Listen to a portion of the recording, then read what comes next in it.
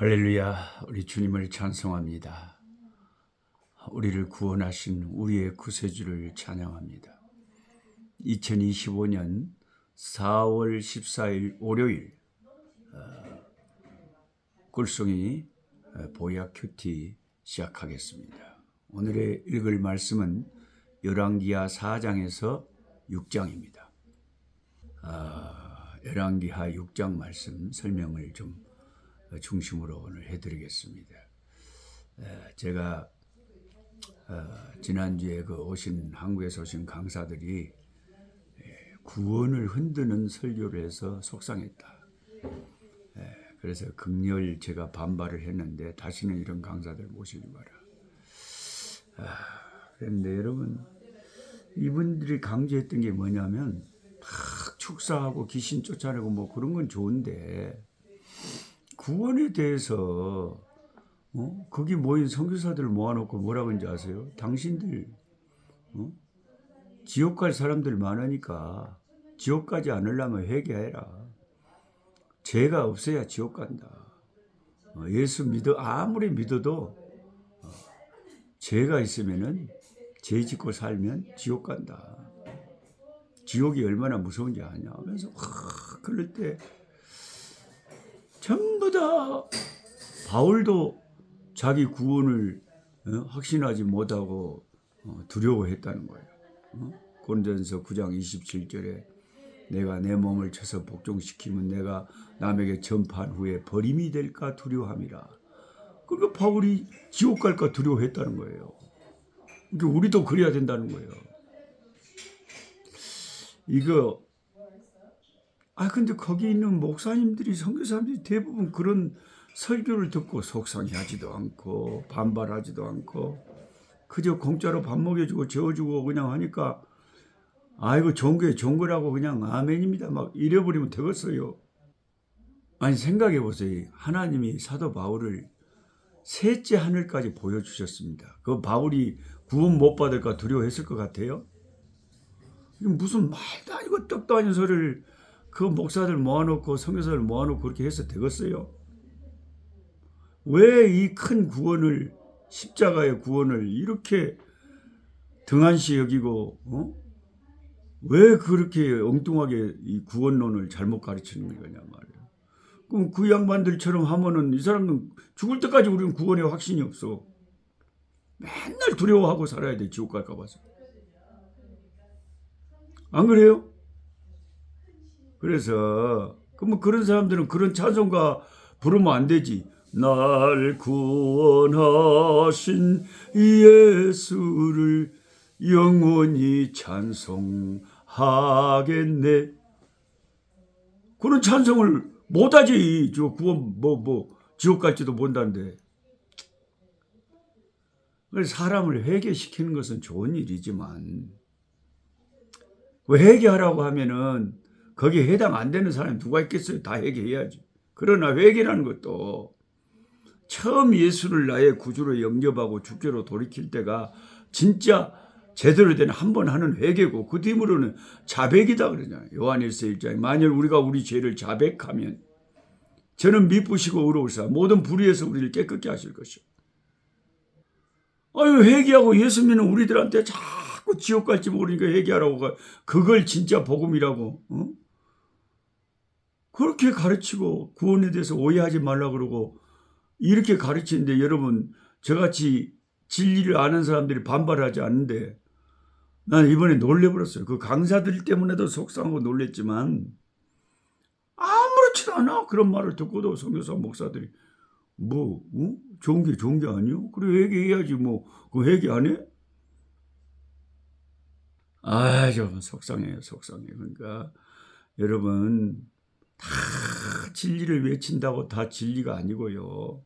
이 시대에는 희한한 목사들도 많기 때문에 여러분이 착같이 성경 공부를 하라는 게 목사들한테 속지 않기 위해서 성경 제대로 알아야 된다는 거예요.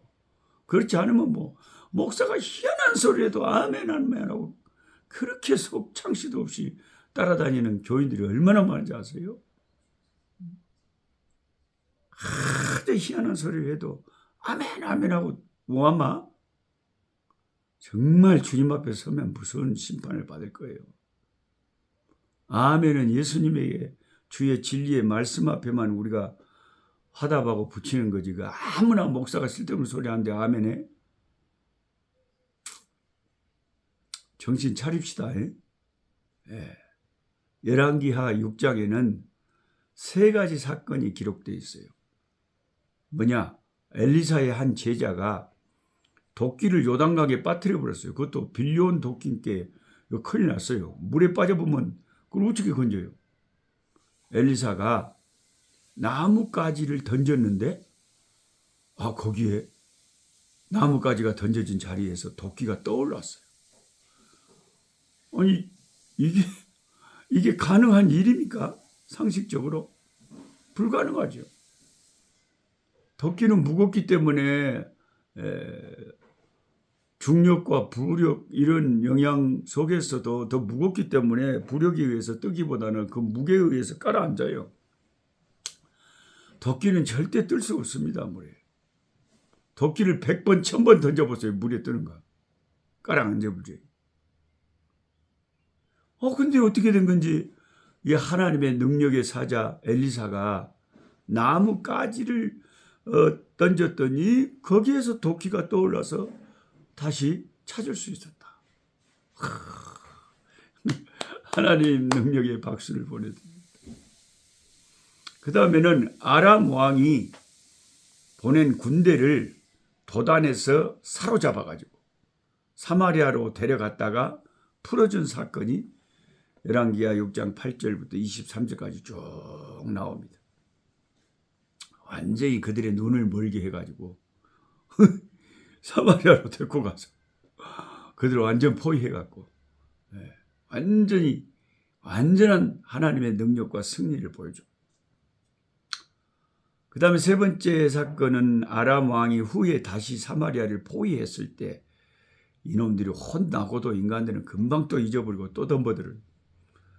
아람 왕이 다시 사마리아를 포위했을 때 일어났던 이스라엘의 막 엄마가 아들을 삶아먹고 막 도저히 말로 묘사할 수 없는 비참한 형편에 관한 기록들이 열왕기하 6장 말미에 나와 있습니다. 도끼를 떠오르게 한 이적은 사소해 보일 수도 있지만 성경에 의미 없는 기록은 하나도 없습니다. 엘리사가 제자들과 함께 거하는 처소가 좁다고 느낀 한 제자가 선한 마음으로 요단강가에 처소를 새로 짓자고 제안을 한 데서 시작된 거죠. 그래갖고 이제 도끼를 빌려다가 나무를 막 짚고 베는데 그게 도끼 자루에서 팡 빠져갖고 물에 그냥 도끼가 푹 빠져본 거예요. 그런데 자기 도끼도 아닌데 돌려줘야 되는데 엘리사가 나뭇가지를 베어갖고 물에 던졌더니 또 도끼가 떠올랐다. 이야, 정말 성경에는 우리 인간의 상식이나 무슨 자연 법칙에 맞지 않는 하나님의 특별한 기사와 이적이 많이 기록되어 있습니다. 예수님의 탄생이 기적이고 어떻게 남자를 알지 못하는 처녀가 아이를 갖겠어요? 그게 하나님의 기적이지 보여요. 하나님의 능력이죠. 예수님의 탄생이 기적이고 예수님의 생애 전체가 기적으로 가득 차 있고 예수님의 죽으심과 부활과 승천이 다 기적이죠. 그래서 옛날에 조영기 목사님 살아계실 때 그 라디오 설교를 들어보면 늘 그러셨죠. 여러분, 예수님의 생애는 처음부터 끝까지 기적인 것입니다. 예수님의 탄생이 기적이요. 예수님의 33년간의 생애가 기적이요. 예수님의 죽음과 부활과 승천이 기적인 것입니다. 그러므로 여러분의 눈에 아무것도 보이지 않냐고 손에 잡히는 것이 없어도 믿음으로 나아갈 때 기적의 하나님께서 여러분의 인생의 기적을 창출하시는 것입니다. 그 설교가 제가 하도 많이 들어갔고 생생하게 기억이 납니다. 평생에 조영기 목사님은 진짜 하나님의 기적을 많이 체험하고 또 나타내고 그런 기적의 종이었죠. 선하신 하나님은 우리의 절망적인 상황, 답답하고 해결할 수 없는 인생의 문제를 도끼가 물에 빠져버린 것 같은 것도 내 도끼도 아닌데 그런 참 답답한 상황을 주님은 해결해 주실 수 있는 분이십니다. 도끼는 도저히 자연 법칙으로는 물 위에 떠오를 수 없습니다. 엘리사 선지자가 하나님에게 영감을 얻으셔서 나뭇가지를 던져 도끼를 떠오르게 했는데 어떤 주석가들은 그 나뭇가지가 십자가를 가리킨다고 말씀합니다. 십자가만이 저와 여러분의 인생의 절망을 해결하는 유일한 열쇠입니다. 지난 토요일 날 아침에 교통사고로 갑자기 현장에서 하늘나라로 간 우리 저하고 같이 가까이 동행하는 카푸카 우리 현진 아프리카 목사님 48살밖에 안 돼요. 아들이 대학생인데 최근에 한 달 전에 하나님이 근 20년 만에 새 생명을 주셔가지고 딸을 낳았는데 딸이 지금 한 달밖에 안 됐어요. 한 달, 생후 한 달. 생후 한 달 된 딸을 놔두고 그럼 그 사모님은 어떻겠어요? 그 청천벽력 같은 그 소식 앞에. 제가 이제 이번 달에 이제 장례식에 제가 토요일 날 가서 이번 주 토요일은 또 레소토 마세루에서 목회자 세미나를 했고 참 많은 분들이 와서 큰 은혜를 받았어요. 그래서 매 3개월마다 또 하기로 했습니다. 이제 장례식에 가서 제가 설교할 때 내가 무슨 설교를 해야 되나 성령의 지혜를 구하고 있습니다. 여기는요, 이 문화가 이 흑인 문화는 장례하면 안 오면은 원수의 평생. 그러니까 죽은 후에 몇 주가 지나서 장례식을 하고 다 올 수 있도록. 그러고 우리 이제 평범한 목사님이지만 제가 장례식하고 한 1000명 이상 모입니다. 차들이 그냥 서다락 박주하게 박힌 데 있고 막 온 군데서 다 옵니다.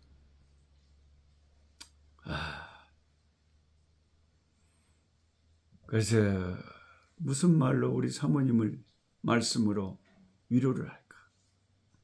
십자가밖에는 저는 없다고 생각해요. 십자가에서 하나님의 아들이라도 그렇게 처참하게 죽으셨어요. 우리는 내 남편만 죽는 줄 알고 내 자식만 죽는 줄 알고 나만 죽는 줄 아는데 아니요. 예수님도 젊어서 죽으셨어요. 33살에 죽으셨어요. 그래서 요한계시록 1장에 내가 전에 죽었었노라. 나는 알파와 오메가요. 나는 처음이요 나중. 내가 전에 죽었었노라. 그런데 주님은 죽으셨다가 살아나셨죠. 예수님도 죽음을 맛보았기 때문에 그리고 그 후에 부활하셨기 때문에 우리도 똑같은 길을 가는 거예요. 우리도 한 번은 죽게 돼 있고요. 주님의 부활에 다 동참하게 될 것입니다. 그래서 우리에게는 소망이 있는 거예요. 그래서 어떤 절망적인 상황 속에서도 엘리사의 나뭇가지처럼 예수님의 십자가를 붙잡자. 거기에 소망이 떠오른다. 그겁니다. 그 다음에 두 번째 사건은 하나님께서 우리 눈을 열기도 하시고 닫기도 하신다는 거죠. 아람 왕이 이스라엘을 넘보려고 할 때마다 그 전략이 이스라엘 왕에게 알려지는데 이것은 하나님께서 엘리사에게 아람 왕의 모든 생각을 멀리서도 깨트려 보게 하셨기 때문에 진짜 엘리사 선지자는 보통 선지자가 아니네요.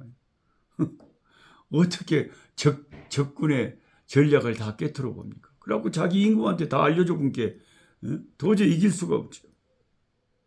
그래서 결국 아람 왕은 저 엘리사 선지자를 먼저 잡아갖고 죽여 불고 그리고 침략을 해야 된다. 이렇게 생각하고 엘리사가 있는 도단성을 군대를 보내서 포위합니다. 엘리사의 사화는 게하시는 그 상황을 보고 절망하지만 엘리사의 말이 놀랍습니다. 열왕기하 6장 16절. 이건 밑줄 동글뱅이 사정없이 쳐놓고 우리가 소리내서 읽어야 될 말씀이에요. 제가 읽어드립니다. 우리와 함께한 자가 그들과 함께한 자보다 많으니라. 아멘, 아멘, 아멘. 할렐루야. 우리와 함께한 자가 그들과 함께한 자보다 많으니라. 우리와 함께한 자가 있고요. 적군이 있어요. 적군이 성을 꽉 둘러쌌어. 죽게 생겼어. 그러니까 사환 게하시는 워메 이제 죽었네 하고 있는데, 아니 엘리사 선지자는 태연하게 뭔 소리야? 우리와 함께한 군대의 숫자가 저들의 군대 숫자보다 더 많아. 걱정하지 마라. 게하시의 눈에는 아무것도 안 보여. 뭔 우리와 함께한 군대가 어디 갔어요? 엘리사가 사환의 눈을 열어주시기를 기도할 때 사환의 눈이 열려서 그 근처 산에 가득한 하나님의 불병거와 불말 천군 천사들 하나님이 보내신 군대를 보게 됐습니다. 이게 보통 사람 눈에는 안 보여요. 저와 여러분의 눈에 안 보여요. 게하시처럼. 근데 엘리사 선지자의 눈에는 보여요. 엘리사 선지자의 눈에는 보여요. 대부분의 사람 다 눈이 안 보여. 감겨 있어. 캄캄해. 하나님이 열어주신 엘리사 선지자의 눈에는 보였어요. 이스라엘 왕은 엘리사를 내 아버지라고 부를 정도로 엘리사를 이제 그걸로 인해서 신뢰를 합니다. 그런 역사가 있으니까요. 눈이 열려. 그래서 탐지하게 승리하는 거예요. 네. 우리 처제 김경진 집사가 뇌수술하고 서울의 세브란스 병원에서 생명이 왔다 갔다 하는 그 큰 수술하고 회복 단계의 병실에서 화장실 가려고 걸어가는데 옆에 이제 시댁 고모가 자기를 부축해 줬는데 갑자기 앞뒤로 천사가 갑자기 천사가 자기를 붙잡아 주는 것이 눈에 보여가지고 깜짝 놀래가지고 고모 천사가 나타났어요. 그 고모가 너무 사색이 돼 놀랬다는 거예요. 죽기 전에 저 이상한 거 본 거 아닌가요? 시방도 짱짱하게 살아있습니다. 그 보여줄 때가 있어요. 스데반이 죽기 전에 하나님이 하늘의 것을 보여주셨잖아요. 보라 하늘이 열려 예수님께서 보좌에 서서 계신 것을 보너라. 하나님이 보여주실 때가 있어요. 그래서 저와 여러분이 지금 참 우리 상황에서 답답한 일이 있고 하지만요, 우리가 하나님의 능력을 못 봐서 그래요. 그럴 때는 기도하고 하나님을 생각하세요. 주님을 생각하면 주님 우리 마음의 영의 눈을 열어주시면 힘이 생기고 돌파할 용기가 생겨요. 그래서 돌파하게 해줘요. 다 견디게 하세요. 다 생존하고 살게 해주세요. 너무 낙심하지 말고 힘내시기 바랍니다. 사랑하는 주님, 열왕기하 6장의 기적으로 가득 차 있는 성경을 봅니다.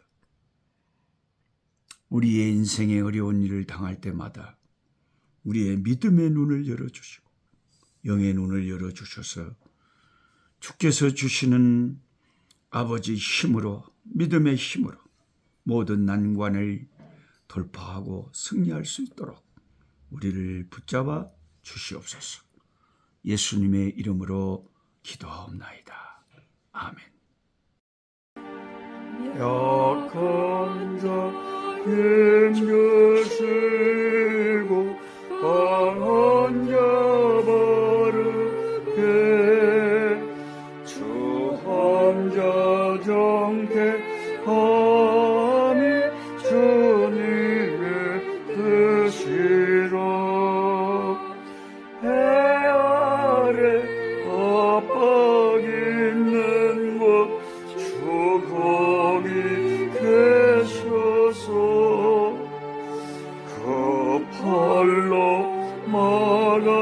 주시어 종이고